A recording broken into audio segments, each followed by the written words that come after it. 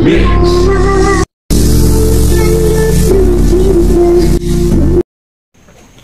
Assalamualaikum warahmatullahi wabarakatuh. Berjumpa lagi dengan Dr. Hewan Zai, channel informasi seputar peternakan dan kesehatan hewan. Pada kesempatan ini saya akan berbagi informasi tentang bagaimana cara penanganan pada ternak yang menderita penyakit skabies atau kurapan. Nah, ini kambing yang terkena penyakit skabies atau kurapan, atau ada juga yang menyebutnya nambi. Perhatikan telinganya, sudah tebal sekali kurapnya. Jadi sobat semua, sebaiknya jangan menunggu terlalu parah seperti ini baru diobati.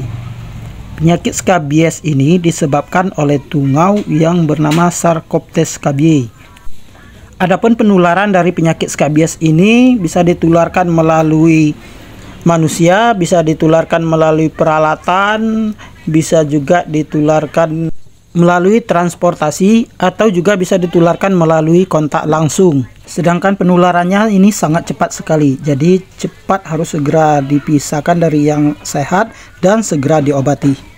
Nah, tungau Sarcoptes scabiei ini sangat mudah sekali berkembang di daerah-daerah yang kotor, lembab. Nah, karena itu harus diperhatikan kebersihan kandangnya. Bersihkan kandangnya setiap hari. Selain itu, semprot dengan desinfektan dan dengan anti ektoparasit. Perkembangbiakan tungau Sarcoptes scabiei ini adalah dengan cara bertelur. Adapun telurnya ini akan menetas setelah berusia 2 minggu. Jadi, langkah yang dilakukan setelah ada ternak yang mengalami penyakit kurapan atau skabies ini, yang pertama, tentu pisahkan ternak yang sakit dengan ternak yang sehat. Jangan dibuat satu kandang, dipisahkan betul-betul jauh tempatnya, terpisah kandangnya. Kemudian segera diobati ternak yang sakit. Pengobatannya biasanya yang paling efektif menggunakan ivermectin ditambah dengan antihistamin, kemudian antibiotik dan vitamin. Tentu pengobatannya ini dilakukan oleh dokter hewan ataupun petugas kesehatan hewan. Jadi hubungi dokter hewan atau petugas kesehatan hewan di wilayahnya masing-masing. Nah, tungau Sarcoptes scabiei ini berkembang biak dengan cara bertelur, dan telurnya menetas setelah berumur 2 minggu. Sedangkan pada saat penyuntikan, telurnya ini tidak ikut mati.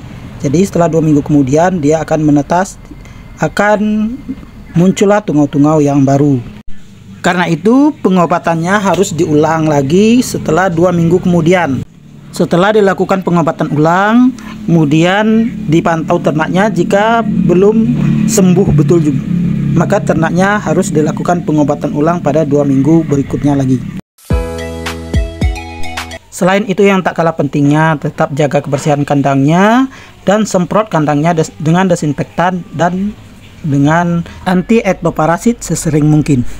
Nah, jika ternak yang mengalami sakit skabies ini adalah ternak yang dalam keadaan bunting, terutama bunting muda, maka pengobatannya sebaiknya ditunda dulu. Ditunggu ternaknya ini beranak atau melahirkan, setelah itu baru diobati. Kenapa demikian? Karena ditakutkan dengan pemberian obat skabies ini bisa mengganggu perkembangan janin atau anaknya. Kemudian juga yang perlu diketahui oleh peternak, ada obat-obat alternatif yang sifatnya membantu proses penyembuhan. Ya, walaupun ada obat-obat alternatif, tetap harus memanggil dokter hewannya ya. Obat alternatif yang biasa dilakukan biasanya bisa menggunakan oli, yaitu diolesi dengan oli. Ini bisa menghambat perkembangan tungau Sarcoptes scabiei-nya, atau juga dengan dimandikan dengan belerang, atau disemprot dengan obat ektoparasit lainnya. Ada juga peternak yang bertanya, "Dok, kami tidak mau ternaknya disuntik, adakah obatnya yang dioles saja berupa salep?" Obat skabies berupa salep itu ada, tapi jika ternaknya sudah parah mengalami skabiesnya, maka rasanya menggunakan salep tidak efisien dan ekonomis. Harga salepnya lumayan mahal, dan satu ekor ternaknya itu membutuhkan banyak salep baru bisa diolesi semua.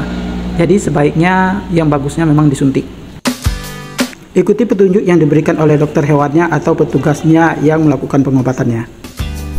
Demikian informasi tentang bagaimana cara penanganan pada ternak yang mengalami sakit skabies. Semoga bermanfaat. Terima kasih kepada sobat semua yang sudah senantiasa membantu perkembangan channel kami ini. Semoga sobat semua dalam keadaan sehat selalu, dimudahkan dan dilancarkan semua aktivitas dan rezekinya. Amin ya rabbal alamin.